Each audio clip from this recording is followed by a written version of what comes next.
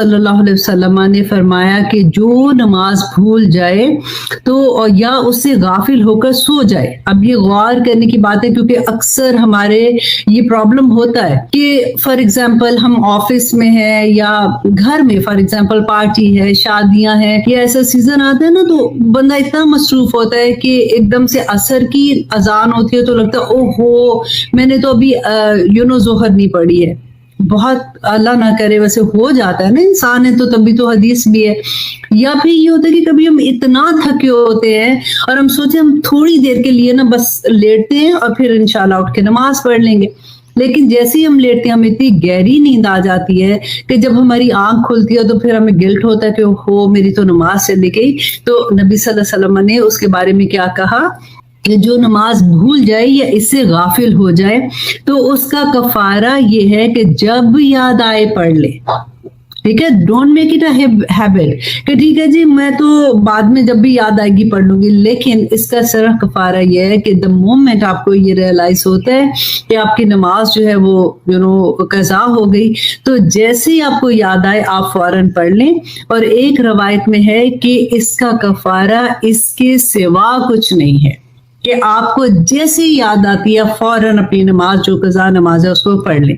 अब यहाँ पे एक मसला ये आता है कि बहुत दफा आप लोगों ने ये भी सुना होगा कि लोग ये कहते हैं कि जी नमाज जो छूट गई, जैसे फॉर एग्जांपल पहले की नमाजें थी, मुझे आदत पड़ी फॉर एग्जांपल 40 साल की उम्र में आके जैसे 5 वक्त की नमाज मुझे तभी इस्लाम की प्रॉपर समझ आई थी तो मैंने उसके बाद नहीं छोड़ी। अक्सर लोग ये कहते हैं कि जब से मैं हज करके आई हूँ मैंने नमाज नहीं छोड़ी। मैं उस तरह से बात करने की कोशिश कर रही हूँ कि फिर होते कि जो पिछली नमाजें छूटी हुई हैं तो बाज़ लोग ये कहते हैं कि जी जो छूट गई हैं वो पढ़ने की जरूरत नहीं है, अल्लाह सुब्हानहू व तआला इंशाल्लाह माफ करेंगे, लेकिन आगे आप नहीं छोड़ना।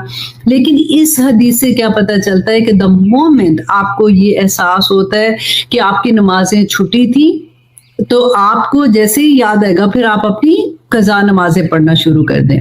अब दूसरी हदीस में आपसे शेयर करती हूँ कि हज़रत अबू कतादा फरमाते हैं कि रसूलुल्लाह सल्लल्लाहु अलैहि वसल्लम ने फरमाया कि सो जाने में कोताही कसूर नहीं है, कोताही सिर्फ बेदारी में है। तो जब कोई नमाज भूल जाए या इससे गाफिल होकर सो जाए तो जब याद आए पढ़ ले, क्योंकि रब ताला ने फरमाया है कि मेरी याद के वक्त नमाज कायम करो। अगर आंख लग जाए, इंसान की नीयत नहीं थी, उसकी पूरी ये नीयत थी कि मैंने नमाज पढ़नी है, लेकिन उसकी आंख नहीं खुली तो उस वक्त फिर पकड़नी है। द मोमेंट आपकी आंख खुलती है आप वजू करेंगे और नमाज पढ़ लेंगे। अल्हम्दुलिल्लाह। सबक मिलता है आज अल्हम्दुलिल्लाह, हम वो भी सीखेंगे। इससे पहले जो हमने 2 वाक़ये पढ़े हैं पहले हम उसको भी थोड़ा सा देख लें ताकि हम उसके साथ रब्त कर सकें। कि पहले हमने पढ़ा था कि इब्राहिम अलैहिस्सलाम को नमरूद ने जब बुलाया था तो कहा था कि तुम कौन से खुदा को मानते हो, तो इब्राहिम अलैहिस्सलाम ने कहा कि मैं उस खुदा को मानता हूँ जो जिंदा करता है, जो मौत भी देगा और वो वापस उठाएगा। तो नमरूद ने कहा कि वो तो मैं भी कर सकता हूँ। उसने 2 बंदों को बुलाया, एक को जिंदा छोड़ दिया और एक को कहा कि इसको कत्ल कर दो। उसने कहा ये तो मैं भी कर सकता हूँ। हमने वो वाक्य पढ़ा था। इसके बाद हमने दूसरा वाक्य पढ़ा था कि जो उज़ैर अलैहिस्सलाम का था कि वो एक बस्ती के पास से गुजरते हैं, देखते हैं कि पूरी बस्ती पे अजाब था अल्लाह सुब्हानहू व तआला का और वो तबाह बर्बाद होगी। तो उन्होंने हैरान होकर दिल में सोचा कि ये लोग जो मर गए हैं ये कैसे सारी की सारी बस्ती क़यामत के दिन कैसे उठेगी। तो अल्लाह सुब्हानहू व तआला ने उनको दिखा दिया कि कैसे ये बस्ती वापस जिंदा किया जाएगा इसको और कैसे ये लोग वापस अल्लाह सुब्हानहू व तआला की तरफ जाएंगे। आज जो तीसरा वाक़या है इसमें भी सेम उसी चीज को कि जिंदगी, मौत और फिर उठाए जाने के बारे में बात हो रही है। तो तीसरी दफा अल्लाह सुब्हानहू व तआला एक और वाक़े से बयान कर रहे हैं, वइज़, और जब क़ाल कहा इब्राहीम ने रब्बी ए मेरे रब आरिनी दिखा मुझे कैफा कैसे तुहयिल मौता तू जिंदा करेगा मुर्दों को। कौला कहा अवलम तुमिन क्या तू ईमान नहीं लाता। कौला कहा बला क्यों नहीं, वलाकिन लेकिन लियतमइन्ना लेकिन ताकि मुतमइन हो जाए कल्बी मेरा दिल। अब यहाँ पे देखिए कि इब्राहिम अलैहिस्सलाम अल्लाह सुब्हानहू व तआला से कह रहे हैं कि मुझे दिखाइए कि मैं कैसे क़यामत के दिन, देखिए नबियों का एक आप पहले से मैं यहाँ पे एक थोड़ी सी बात क्लियर कर दूं कि कई दफा क्योंकि हमारे पास जो दीन आया है वो नबियों के थ्रू आया है, वो रसूल थे, वो अल्लाह सुब्हानहू तआला का जो पैगाम होता था वो लोगों को पहुंचाते थे और वही एग्जाम्पल भी थे हम लोगों के लिए।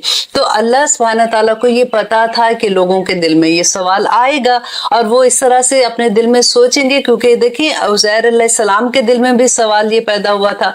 तो उन्होंने इस बात को पहले से क्लियर कर दिया, क्योंकि देखिए जब ये सवाल आएगा तो वो अल्लाह जिसने इस दुनिया को पैदा किया वो कैसे जिंदा करेगा। तो उसकी एग्जाम्पल यहाँ पे अल्लाह सुब्हानहू तआला दे रहे हैं। कौला कहा बला क्यों नहीं, वला किन लियतमइन्ना कल्बी, कि मेरा दिल को तसल्ली हो जाए। कौला कहा, किसने कहा? अल्लाह सुब्हानहू तआला ने। फखुज़ तो पकड़ ले, फखुज़ तो पकड़ ले अरबातिन, 4 मिन तैर, परिंदों में से, फसुरहुन्ना, तो पस मनूस करवा लो उन्हें, इलैका, अपनी तरफ, सुम्मा फिर इजअल, तो रख दो, अला कुल्ली जबलिन, हर पहाड़ पर, मिनहुन्ना, उनमें से, जुज़न, एक टुकड़ा, सुम्मा फिर उदुहुन्ना, फिर तुम पुकारो उन्हें, यातीना का, तो वो आएंगे तुम्हारे पास, सया, भागते हुए। अब यहाँ पे अल्लाह सुब्हानहू तआला इब्राहिम अलैहिस्सलाम को कह रहे हैं कि तुम 4 परिंदे लो, जैसे डिफरेंट काइंड परिंदे, एक फॉर एग्जाम्पल चिड़िया है, कौवा है, कबूतर है, इस तरह से डिफरेंट 4 परिंदे लो और उनको सबसे पहले अपने आप से मनूस कर लो, ताकि जब तुम उनको पुकारो तो वो तुम्हारी आवाज सुन के आ जाए। अब देखिए यहाँ पे अल्लाह सुब्हानहू तआला जिंदा परिंदों के लिए कह रहे हैं कि तुम उनको मनूस करो अपनी आवाज से, और जब वो मुर्दा हो जाएंगे, जब वो मर जाएंगे तो उनकी आवाज पे कैसे आएंगे। यही अल्लाह सुब्हानहू तआला बताना चाह रहे हैं हमें कि क़यामत के दिन हर रूह जो है वो अल्लाह सुब्हानहू तआला की आवाज से मनूस होगी। जब सूर फूका जाएगा अल्लाह सुब्हानहू तआला के इज़्न से, तो हर बंदा, हर इंसान अपनी कब्रों में से निकल के किस तरह से अल्लाह सुब्हानहू तआला की तरफ मैदान महशर में भागा चला जाएगा। और यहाँ पे भी वही एग्जाम्पल है। रवायात से हमें ये मिलता है कि इब्राहिम अलैहिस्सलाम ने जब 4 परिंदे अपने लिए और उनको अपने आप से मनूस कर लिया, तो अल्लाह सुब्हानहू तआला ने जब उनको ये बताया कि अब इनको 4 परिंदों को ज़बह करके, उनके टुकड़े टुकड़े करके और वो सारे मिक्स करके तो डिफरेंट 4 पहाड़ों पे उनको रखो। और जब वो 4 पहाड़ों पे रखे तो रवायात से हमें ये मिलता है कि इब्राहिम अलैहिस्सलाम ने उनके 4 के जो सर थे वो अपने हाथ में पकड़ के रखे हुए थे।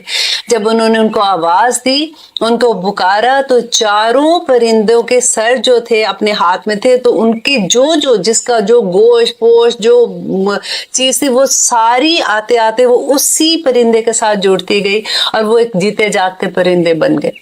यही अल्लाह सुब्हानहू तआला हमें बताना चाह रहे हैं कि क़यामत के दिन किस तरह से इंसान जो है वो कब्रों से बेसिकली उगाए जाएंगे, किस तरह से वो अपने कब्रों से निकल के मैदान महशर में जाएंगे। अब देखिए कि जब इंसान फौत हो जाता है, उसको दफना आते हैं, तो फिर क्या होता है, कुछ देर के बाद उसका जिस्म खत्म हो जाता है, अंदर से कुछ हड्डियां भी खत्म हो जाती है, गल जाती हैं। आपने कभी कब्रिस्तान में देखा होगा, मेरा अपना एक्सपीरियंस था, जब मैं एक दफा अपनी अम्मी की कब्र में कब्रिस्तान में गई थी, तो वहां पे जो लड़का था वो कब्र खोद रहा था, तो वो बड़ा पुराना उस कब्रिस्तान का है, उसका बाप पहले था, फिर वो बच्चा था।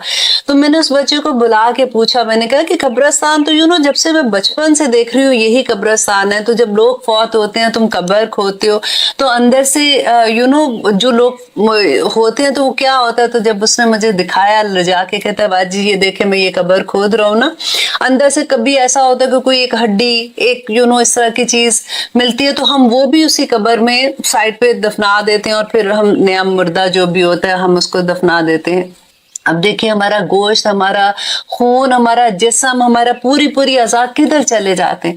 वो जो जानवर, जो कीड़े अंदर खाते हैं, फॉर एग्जाम्पल हमारी हड्डियां चूरा चूरा हो जाती हैं, वो मिट्टी में मिल जाती है, मिट्टी हवाओं उड़ा के कहाँ से कहाँ ले जाती हैं। वो जो हमारे जिस्म खाते हैं वो जानवर भी मर जाते हैं, जो कीड़े मकोड़े होते हैं वो भी मर जाते हैं, उनकी खाद बन के कहाँ उड़ जाती है और कहाँ हमारा जिस्म जाएगा। ये जिस जिस्म पे आज हम इतना नाश करके अल्लाह सुब्हानहू तआला की इतनी खिलाफ वर्जियां कर जाते हैं, इसका क्या हाल होगा आप सोचिए जरा। इसीलिए अल्लाह सुब्हानहू तआला कहते हैं अफला तदब्बरून, तुम क्यों नहीं आखिर सोचते हो। इतनी मैं एग्जाम्पल देता हूँ। और वो सारा जिस्म जब क़यामत के दिन सूर फूका जाएगा, तो हमारे जिस्म का एक एक हिस्सा जहां जहां भी होगा वो सारा आता एक जगह पे जमा होकर हम पूरे इंसान बन जाएंगे। اور کہتے ہیں ٹڈیوں کی طرح انسان بھاگتے ہوئے اس میدان حشر کی طرف جائیں گے۔ اور آپ دیکھیے جب انسان پیدا ہوتا ہے تو کیا ہوتا ہے، ہمارے جسم میں جب نطفہ بنتا ہے اور پھر اس کے بعد وہ نطفہ جب بڑا ہونا شروع ہوتا ہے، گرو کرنا شروع ہوتا ہے، ہمارے جسم میں سب سے پہلے تو طاقت ہوتی ہے نا، خون بنتا ہے، خون پورے جسم کو چلاتا ہے۔ ہم جب کھاتے ہیں، جو غذا کھاتے ہیں وہی ہمارے جسم میں ایندھن کا کام کرتی ہے نا، اور وہ غذا جو خون بناتی ہے وہ کہاں سے آتی ہے، کہاں پہ وہ دانہ اگا ہوتا ہے، کہاں سے وہ آٹا بنتے بنتے ہم تک پہنچتا ہے، چاول کہاں اگے ہوتے ہیں، کہاں کسان ان پہ اتنی محنت کرتا ہے، کہاں سے وہ ہمارے تک پہنچتے ہیں، کیسے ہم پھل کھاتے ہیں، کیسے دودھ ہم تک پہنچتا ہے۔ آپ کبھی آفلات آتا دبرون تو دیکھیے کہ کہاں سے ہمارا جسم جو ابھی بھی بنا ہوا ہے تو ہم کہاں سے بن کے اتنے بڑے ہوتے ہیں۔ اور پھر اللہ سبحانہ تعالیٰ کی دیکھیے اتنی قدرت کہ اللہ سبحانہ تعالیٰ کہتے ہیں کہ پوری دنیا میں نے تمہارے لیے بنا دی تاکہ تم اس میں انجوائے کر سکو، تم اللہ کی نعمتوں کو دیکھو، اور یہ امتحان کی جگہ ہے تاکہ تمہارے امتحان بھی آسان ہو۔ اور پھر اتنی خوبصورتی سے اللہ سبحانہ تعالیٰ یہ بھی کہتے ہیں کہ انسان تمہیں جو مصیبت آ جاتی ہے وہ تمہارے اپنے عمل کا نتیجہ ہے، مجھے کیا مصیبت پڑی کہ میں تجھے مصیبت میں ڈالوں۔ آئے گی وہ آیت بھی انشاءاللہ۔ جہاں بھی کبھی ہمیں کوئی مشکل آتی ہے نا تو ہمیں یہ سوچنا چاہیے کہ ہم نے کہاں پہ کیا غلطی کر لی، اور اللہ سبحانہ تعالیٰ تو اتنی محبت کرنے والے، the moment you said استغفر اللہ الذی لا الہ الا هو الحی القیوم واتوب الیہ، اللہ سبحانہ تعالیٰ کہتے ہیں کہ پھر میں تمہیں دنیا بھی دے دوں گا، تمہیں آخرت بھی عطا کر دوں گا، تمہیں بیٹے بھی عطا کروں گا، تمہیں باغات عطا کروں گا جس کے نیچے نہریں بہتی ہیں۔ آئے گی وہ آیت، آپ دیکھیے گا کہ کس طرح سے ہم جب کو بھی ایسی سچویشن ہوتی ہے کس کس کے پاس جاتے ہیں۔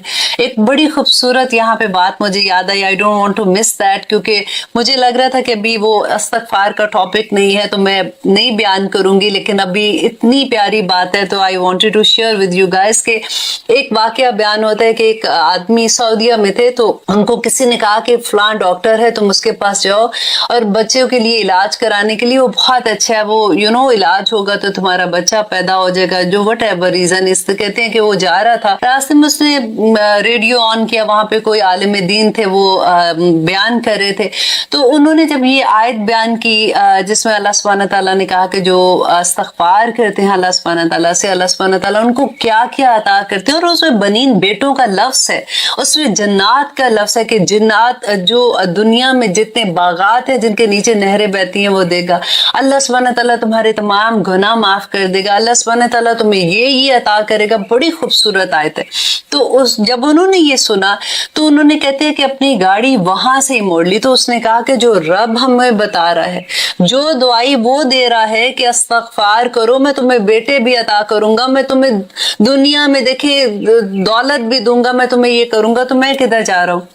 وہ واپس آئے اور آ کے انہوں نے کہتے ہیں کہ کچھ سالوں کے بعد وہ جب اس ڈاکٹر کو واپس ملے تو انہوں نے ان کو بتایا یہ بات کہ میں آپ کے پاس آ رہا تھا، ایک دفعہ میری اپوائنٹمنٹ تھی آپ کے پاس لیکن میں نہیں آیا تھا، وہ وجہ یہ تھی جو اب میں آپ کو بتا رہی ہوں۔ اور انہوں نے کہا کہ الحمدللہ اللہ سبحانہ تعالیٰ نے مجھے بیٹے عطا کیے، اور میں جب واپس گیا تو میری بیوی نے اور میں نے عہد کر لیا کہ ہم نے استغفار بہت کرنا ہے، اور باقی ہم نے دل سے استغفار بھی کیا، اپنے پرانے گناہوں کی معافی مانگی، اور ہم نے آگے بھی اللہ سبحانہ تعالیٰ سے استغفار کرتے رہے، تو اللہ سبحانہ تعالیٰ نے اپنے در کھول لیے ہم پہ۔ اللہ اکبر۔ یہ چیزیں کوئی ایسے نہیں ہے کہ یوں ہی باتیں ہوتی ہیں اور ہم لوگ گزار دیتے ہیں۔ اللہ سبحانہ تعالیٰ کہتے ہیں نا کہ قرآن شفا ہے، مکمل شفا ہے، اس کی ہر آیت شفا ہے۔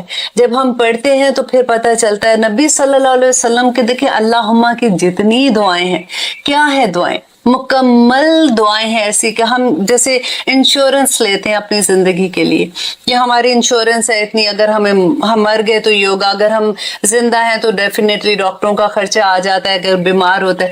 یہاں پہ نبی صلی اللہ علیہ وسلم انشورنس دے رہے ہیں کہ تم صبح کے اذکار کرو، تم رات کے اذکار کرو، कुछ नहीं होगा। अल्लाह सुब्हानहू तआला अपने फरिश्ते नाजिल कर देते हैं।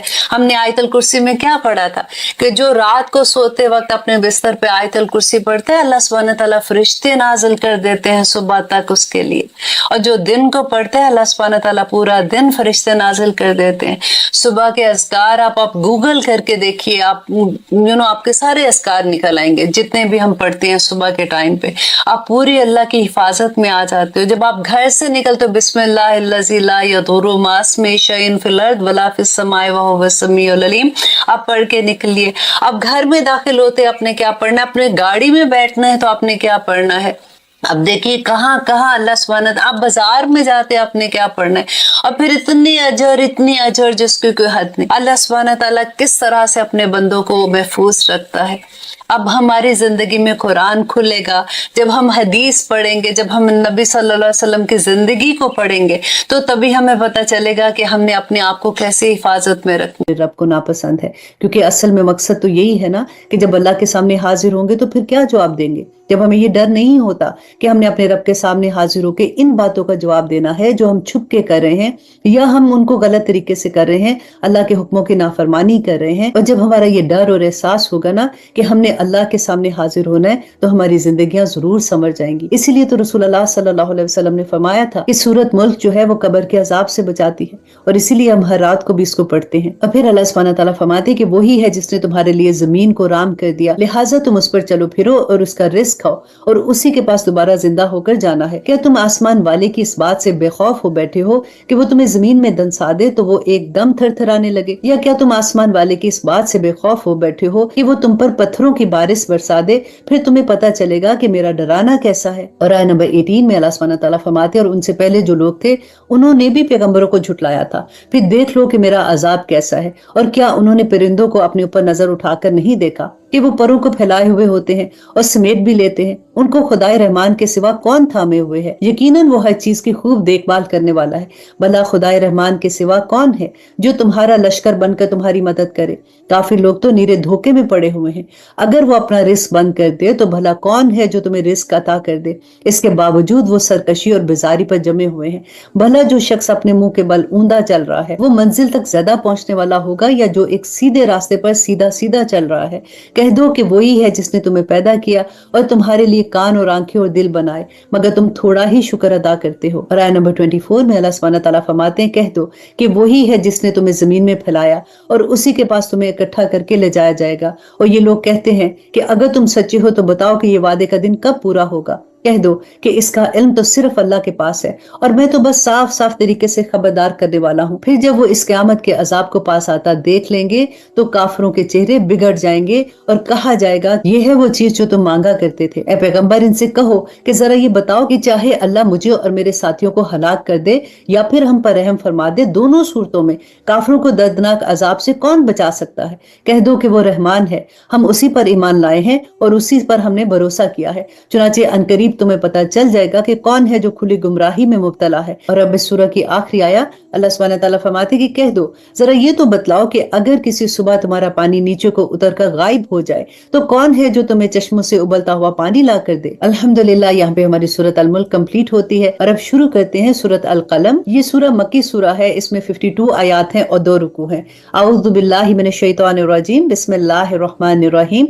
नून, ये हरूफ मक़त्तात हैं। ए पैगंबर, कसम है कलम की और उस चीज की जो वो लिख रहे हैं। अपने परवरदिगार के फजल से तुम दीवाने नहीं हो और यकीन जानो तुम्हारे लिए ऐसा अजर है जो कभी खत्म नहीं होगा और यकीनन तुम अखलाक के आला दर्जे पर हो। और आयत नंबर 5 में अल्लाह सुब्हानहू तआला फरमाते हैं, चुनाचे तुम भी देख लोगे और ये लोग भी देख लेंगे कि तुम में से कौन दीवानगी में मुब्तला है। यकीनन तुम्हारा परवरदिगार उसे भी खूब जानता है जो अपने रास्ते से भटक गया है और उन लोगों को भी खूब जानता है जिन्होंने सीधी राह अख्तियार की है। लिहाजा तुम इनकी बातों में ना आना जो तुम्हें झुटला रहे हैं। ये चाहते हैं कि तुम ढीले पड़ जाओ तो वो भी ढीले पड़ जाएं। और किसी भी ऐसे शख्स की बातों में ना आना जो बहुत कस्में खाने वाला और बेवकूफ शख्स हो, ताने देने का आदी है, चुगलियां लगाता फिरता है, भलाई से रोकने वाला, ज्यादती करने वाला, बदअमल है, बदमिजाज है और इसके अलावा निचले नस्ब वाला भी है। और आयत नंबर 14 अल्लाह सुब्हानहू तआला फरमाते कि सिर्फ इस वजह से कि वो बड़ा मालदार और औलाद वाला है, जब उसके सामने हमारी आयतें पढ़कर सुनाई जाती हैं तो कहता है कि ये तो पिछले लोगों की कहानियां हैं। आयत नंबर 16 अल्लाह सुब्हानहू तआला फरमाते हैं कि अनकरीब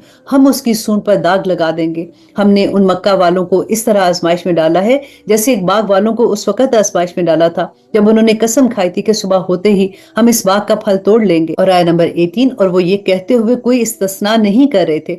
फिर हुआ ये कि जिस वक्त वो सो रहे थे उस वक्त हमारे परवरदिगार की तरफ से एक बला उस बाग पर फेरा लगा गई, जिससे वो बाग सुबह को कटी हुई खेती की तरह हो गया। फिर सुबह होते ही उन्होंने एक दूसरे को आवाज दी कि अगर फल तोड़ने हैं तो अपने खेत की तरफ सवेरे सवेरे निकल चलो। चुनाचे वो एक दूसरे से चुपके चुपके ये कहते हुए रवाना हुए कि आज कोई मस्कीन तुम्हारे पास उस बाग में ना आने पाए, और वो बड़े जोरों में तेज तेज चलते हुए निकले। आयत नंबर 26, फिर जब उस बाग को देखा तो कहने लगे कि हम जरूर रास्ते से भटक गए हैं। फिर कुछ देर के बाद कहा कि नहीं, बल्कि हम सब लुट गए हैं। उनमें जो शख्स सबसे अच्छा था वो कहने लगा, क्या मैंने तुमसे नहीं कहा था कि तुम तस्बीह क्यों नहीं करते हो?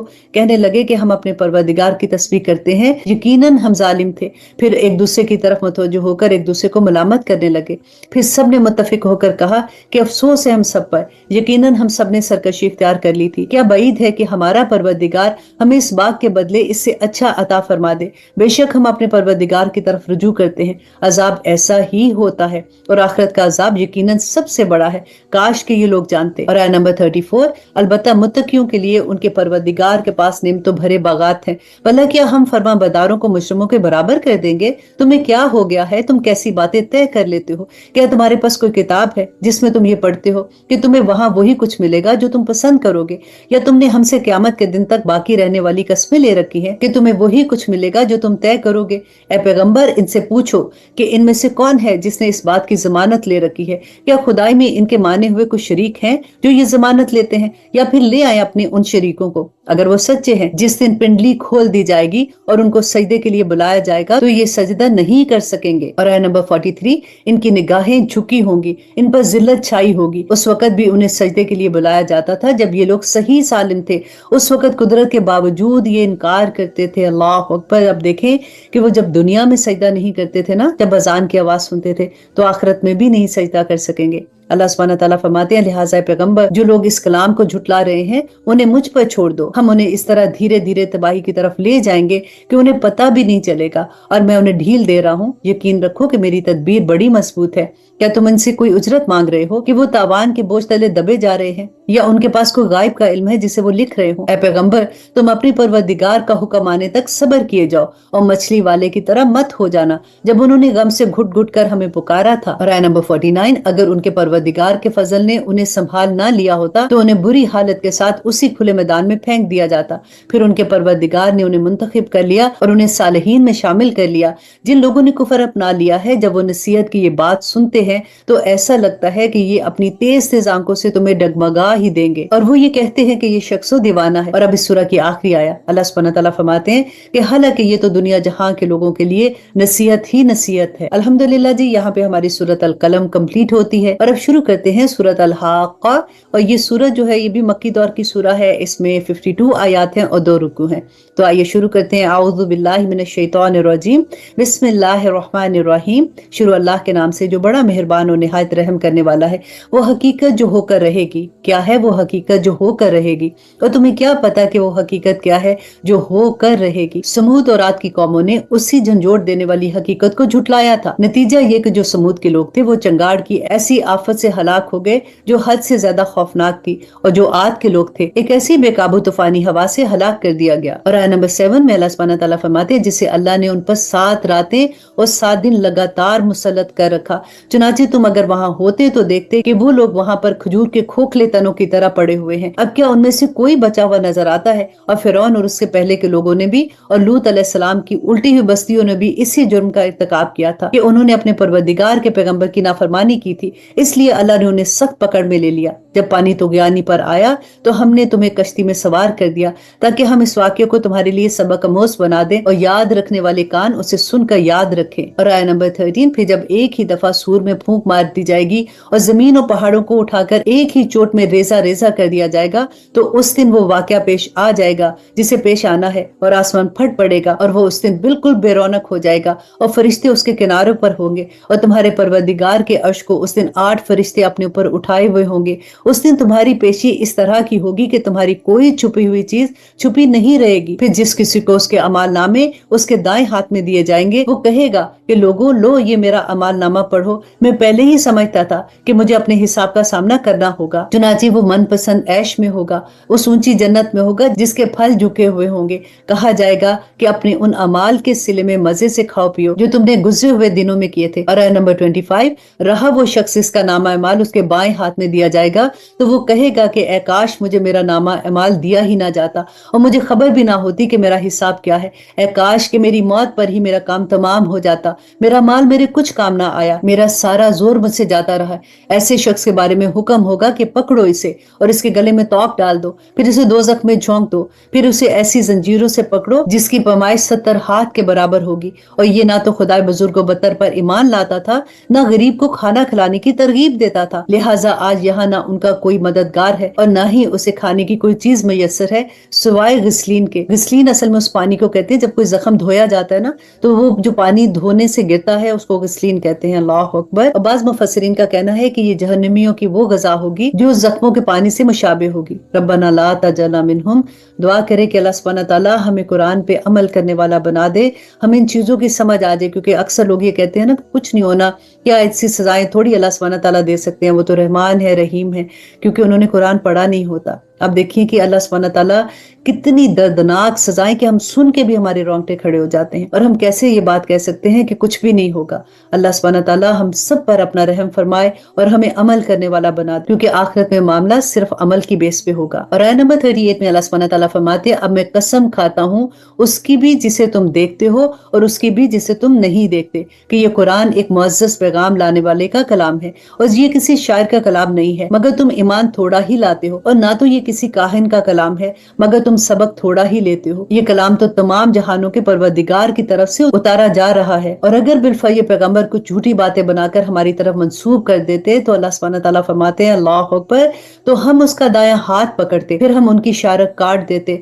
फिर तुम में से कोई ना होता जो उसके बचाव के लिए आड़े आ सकता। अल्लाह अकबर। अल्लाह सुब्हानहू तआला फरमाते कि यकीन जानो कि ये परहेजगारों के लिए एक नसीहत है और हमें खूब मालूम है कि तुम में से कुछ लोग झुटलाने वाले भी हैं और ये कुरान ऐसे काफिरों के लिए हसरत का सबब है। और यही वो यकीनी बात है जो सरासर हक है। और अब इस सूरह की आखिरी आयत अल्लाह सुब्हानहू तआला फरमाते हैं कि लिहाजा तुम अपने परवरदिगार के अज़मत वाले नाम की तस्बीह करते रहो। अल्हम्दुलिल्लाह, यहाँ पे हमारी सूरत अल हाक्का कंप्लीट होती है और अब शुरू करते हैं सूरत अल माआरिज। आऊज़ु बिल्लाहि मिनश शैतानिर रजीम, बिस्मिल्लाहिर रहमानिर रहीम। शुरू अल्लाह के नाम से जो बड़ा मेहरबान और निहायत रहम करने वाला है। ये सूरह भी मक्की सूरह है, इसमें 44 आयत हैं और 2 रुकू हैं। अल्लाह सुब्हानहू तआला फरमाते हैं कि एक मांगने वाले ने वो अजाब मांगा है जो काफिरों पर आने वाला है, कोई नहीं है जो उसे रोक सके। वो अल्लाह की तरफ से आएगा जो बुलंद तमाम रास्तों का मालिक है। फरिश्ते और रूहुल कुदस उसी की तरफ से एक ऐसे दिन में चढ़ कर जाते हैं जिसकी मिकदार 50,000 साल है। और आयत नंबर 5, लिहाजा तुम खूबसूरती के साथ सब्र से काम लो। ये लोग उसे जरा दूर समझ रहे हैं और हम उसे करीब देख रहे हैं। वो अजाब उस दिन होगा जब आसमान तेल की तिलझट की तरह हो जाएगा और पहाड़ रंगीन रुई की तरह हो जाएंगे और कोई जिगरी दोस्त किसी जिगरी दोस्त का पूछेगा भी नहीं, हालांकि वो एक दूसरे को दिखाई भी दिए जाएंगे। मुजरिम ये चाहेगा कि उस दिन के अजाब से छूटने के लिए अपने बेटे फिदिये में दे दे और अपनी बीवी और अपने भाई को और अपना वो खानदान जो उसे पनाह देता था और जमीन के सारे बशिंदे, और फिर उन सबको फिदिये में दे के अपने आप को बचा ले। अल्लाह अकबर। अल्लाह सुब्हानहू तआला फरमाते हैं, लेकिन ऐसा हरगिज नहीं हो सकेगा। वो तो एक भड़कती हुई आग है जो खाल उतार लेगी, हर उस शख्स को बुलाएगी जिसने पीठ फेर कर मुंह मोड़ा होगा और माल इकट्ठा किया होगा और फिर उसे गिन गिन कर रखा होगा। हकीकत यह है कि इंसान बहुत कम हौसला पैदा किया गया है। जब इसे कोई तकलीफ पहुंचती है तो बहुत घबरा जाता है और जब उसके पास खुशहाली आती है तो बहुत बखील बन जाता है। मगर वो नमाजी ऐसे नहीं है जो अपनी नमाजों की हमेशा पाबंदी करते हैं और जिनके मालो दौलत में एक मुकर्रर हक है मांगने वाले और ना मांगने वालों का, और जो रोजे जजा को बरहक मानते हैं और जो अपने परवरदिगार के अजाब से सहमे रहते हैं। और आयत नंबर 28, यकीनन उनके परवरदिगार का अजाब ऐसी चीज नहीं है जिससे बेफिक्री बढ़ती जाए, और जो अपनी शर्मगाहों की हिफाजत करते हैं सिवाय अपनी बीवियों और उन बांदियों के जो उनकी मलकियत में आ चुकी हैं, क्योंकि ऐसे लोगों पर कोई मलामत नहीं है। अलबत्ता जो लोग इसके अलावा कोई और तरीका इख्तियार करना चाहें वो हद से गुजरे ہوئے لوگ ہیں اور جو اپنی امانتیں اور عہد کا پاس رکھنے والے ہیں اور جو اپنی گواہیاں ٹھیک ٹھیک دینے والے ہیں اور جو اپنی نمازوں کی پوری پوری حفاظت کرنے والے ہیں، وہ لوگ ہیں جو جنتوں میں عزت کے ساتھ رہیں گے۔ تو اے پیغمبر، ان کافروں کو کیا ہو گیا ہے کہ یہ تمہاری طرف چڑھے چلے آ رہے ہیں، دائیں طرف سے بھی اور بائیں طرف سے بھی ٹولیاں بنا بنا کر۔ اور آیت نمبر 38، کیا ان میں سے ہر شخص کو یہ لالچ ہے کہ اسے نعمتوں والی جنت میں داخل کیا جائے گا؟ ہرگز نہیں، ایسا نہیں ہوگا۔ ہم نے ان کو اس چیز سے پیدا کیا ہے جسے وہ خود جانتے ہیں۔ اور پھر اللہ سبحانہ تعالیٰ فرماتے ہیں کہ اب میں قسم کھاتا ہوں ان تمام مقامات کے مالک کی جہاں سے ستارے نکلتے ہیں اور جہاں وہ غروب ہوتے ہیں، کہ ہم یقیناً اس بات پر قادر ہیں کہ ان کی جگہ ان سے بہتر لوگ لے آئے اور کوئی ہمیں ہرا نہیں سکتا۔ لہٰذا تم انہیں چھوڑ دو کہ یہ اپنی بےہودہ باتوں میں مصروف اور کھیل کود میں پڑے رہے، یہاں تک کہ وہ اپنے اس دن سے جا ملے جس کا ان سے وعدہ کیا گیا ہے، جس دن یہ جلدی جلدی قبروں سے اس طرح نکلیں گے جیسے اپنے بتوں کی طرف دوڑے جا رہے ہوں۔ اور اب اس سورہ کی آخری آیا اللہ سبحانہ تعالیٰ فرماتے کہ ان کی نگاہیں جھکی ہوں گی، ذلت ان پر چھائی ہوگی، اور یہ وہی دن ہوگا جس کا ان سے وعدہ کیا گیا تھا۔ الحمدللہ، یہاں پہ ہماری سورت معارج مکمل ہوتی ہے اور اب شروع کرتے ہیں سورت نوح۔ اعوذ باللہ من الشیطان الرجیم، بسم اللہ الرحمن الرحیم۔ یہ سورہ بھی مکی سورہ ہے، اس میں 28 آیات ہیں اور 2 رکوع ہیں۔ شروع اللہ کے نام سے جو بڑا مہربان اور نہایت رحم کرنے والا ہے۔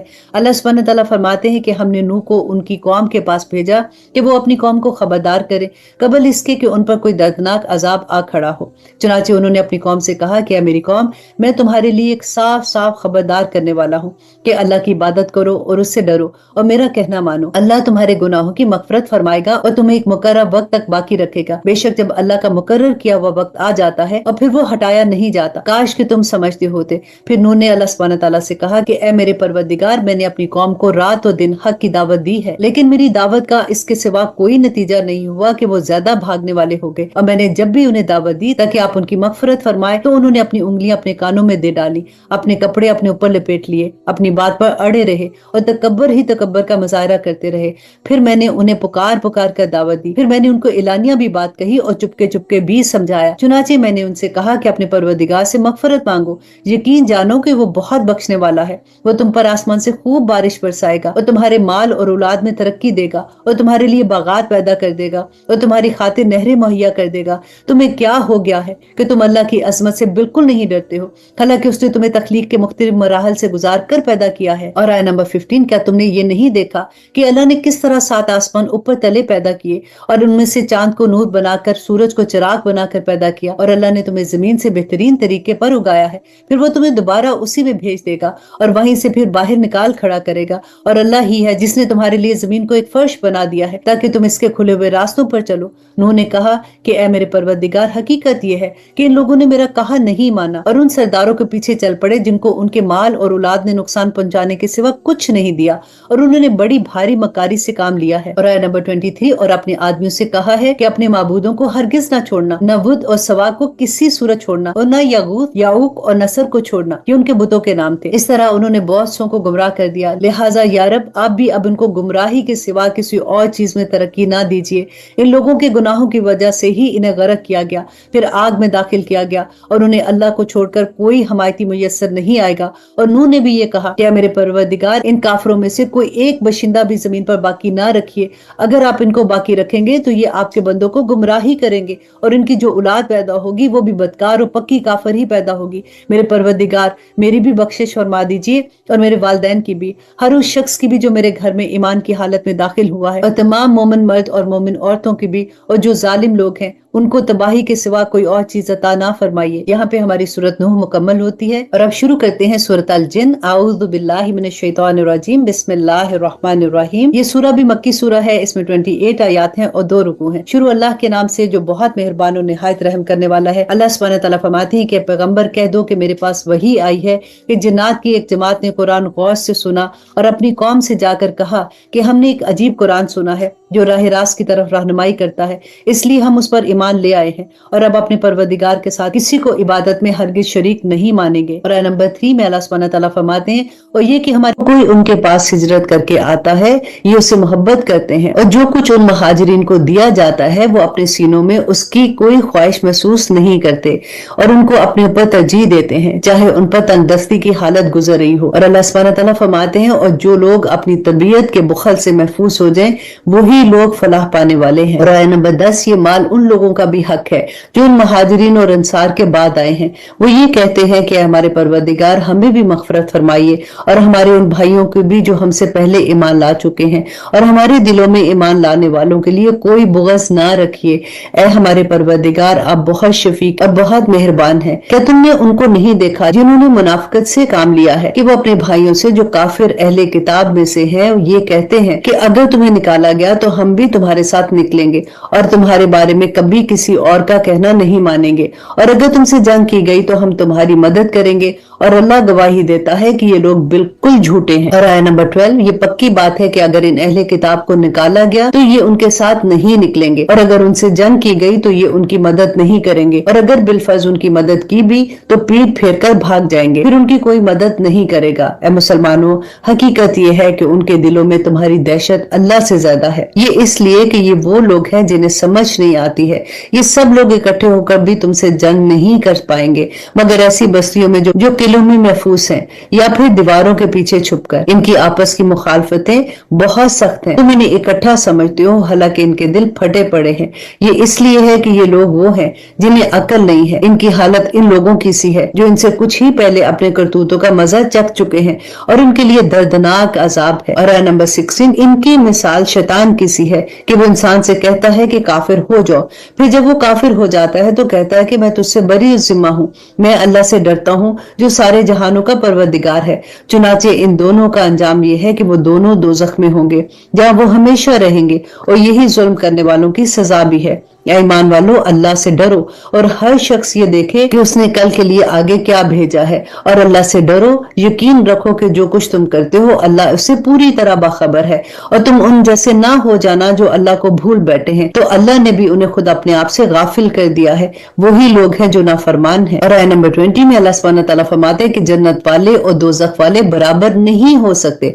जन्नत वाले ही वो है जो कामयाब हैं। अगर हमने ये कुरान किसी पहाड़ पर उतारा होता तो तुम उसे देखते कि वो अल्लाह के रोब से झुका पड़ता है और फटा पड़ता है, और हम ये मिसाल लोगों के सामने इसलिए बयान करते हैं ताकि वो गौर व फिक्र से काम ले। वो अल्लाह तो वही है जिसके सिवा कोई माबूद नहीं है। वो छुपी और खुली हर बात को जानने वाला है। वही है जो सब पर मेहरबान है, बहुत मेहरबान है। वही अल्लाह है जिसके सिवा कोई माबूद नहीं है, जो बादशाह है, तकदीस का मालिक है, सलामती देने वाला है, अमन बख्शने वाला है, सबका निगहबान और बहुत बड़े इक़्तिदार का मालिक है, हर खराबी की इस्लाह करने वाला है, बड़ाई का मालिक है। पाक है वो अल्लाह उस शिर्क से जो ये लोग करते हैं। अल्लाह तो वो है जो पैदा करने वाला है, वजूद में लाने वाला है, सूरत बनाने वाला है। उसी के सब अच्छे नाम हैं। आसमान और जमीन में जितनी चीजें हैं वो सब उसकी तस्बीह करती हैं, और वही है जो इक़्तिदार का मालिक है और हिकमत का भी मालिक। अल्हम्दुलिल्लाह, यहाँ पे हमारी सूरत अल हश्र खत्म होती है। अब देखिए, आप लोगों ने अस्माउल हुस्ना याद किए हैं ना। इसी सूरह में आप देखिए कि अल्लाह सुब्हानहू तआला के कितने प्यारे नामों का जिक्र है कि अर्रहमान अर्रहीम, अल मालिकुल कुद्दूस अस्सलाम, अल मुमिनुल मुहैमिनुल अजीजुल जब्बारुल मुतकब्बिर, अल खालिकुल बारिउल मुसव्विर। बहुत प्यारे नाम है। और अब देखिए, वी फील सो प्राउड कि अल्हम्दुलिल्लाह हम लोगों ने तो अल्लाह सुब्हानहू तआला के 99 नाम याद कर लिए हैं, और जब हम उनके वास्ते से अल्लाह सुब्हानहू तआला से दुआ मांगेंगे तो अल्लाह सुब्हानहू तआला हमारी दुआएं जरूर कबूल करेंगे। आमीन सुम्मा आमीन। और अब शुरू करते हैं सूरत मुम्तहिना। थोड़ा सा तारुफ देख लेते हैं कि ये सूरत सुलह हुदैबिया और फतह मक्का के दरमियानी अरसे में नाजिल हुई। इन दोनों वाक़यात की तफसील पीछे सूरत फतह के तारुफ में गुजर चुकी है। इस सूरत के बुनियादी मौजू दो हैं। एक ये कि सुलह हुदैबिया की शराइत में से जो बात तय की गई थी कि अगर मक्का मुकरमा से कोई शख्स मुसलमान होकर मदीना आता है तो मुसलमान उसे वापस भेजने के पाबंद होंगे। इसका इतलाक मुसलमान होकर आने वाली औरत पर नहीं होगा, और अगर कोई औरत मुसलमान होकर आएगी तो रसूलुल्लाह सल्लल्लाहु अलैहि वसल्लम उसका जायजा लेकर देखेंगे कि क्या वाकई वो मुसलमान होकर आई है या आने का मकसद कुछ और है। अगर इसके जायजे से ये बात साबित हो कि वो वाकई मुसलमान होकर आई है तो फिर उसे वापस नहीं भेजा जाएगा।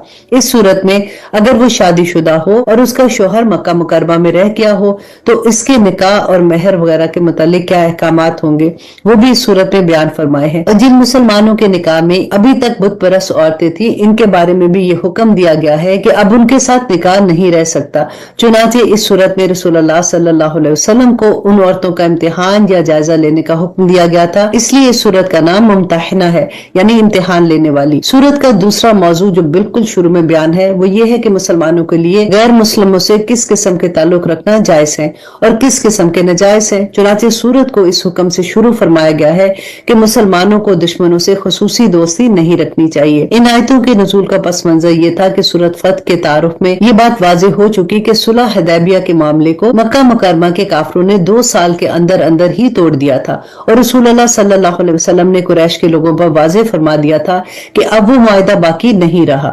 اس کے بعد آپ نے مکہ مکرمہ کے کفار پر ایک فیصلہ کن حملہ کرنے کی تیاری شروع فرما دی تھی، لیکن سادی کوشش یہ تھی کہ قریش کے لوگوں کو آپ کی تیاری کا علم نہ ہو۔ اسی دوران سارا نام کی ایک عورت جو گاہ بجا کر پیسے کماتی تھی مکہ مکرمہ سے مدینہ منورہ تشریف لائی، اور اس نے بتایا کہ وہ مسلمان ہو کر نہیں آئی بلکہ وہ شدید غربت میں مبتلا ہے، کیونکہ جنگ بدر کے بعد قریش مکہ کے عیش و عشرت کی محفلیں ویران ہو چکی ہیں، اب کوئی اسے گانے بجانے کے لیے نہیں بلاتا، اس لیے مالی امداد حاصل کرنے کے لیے آئی ہے۔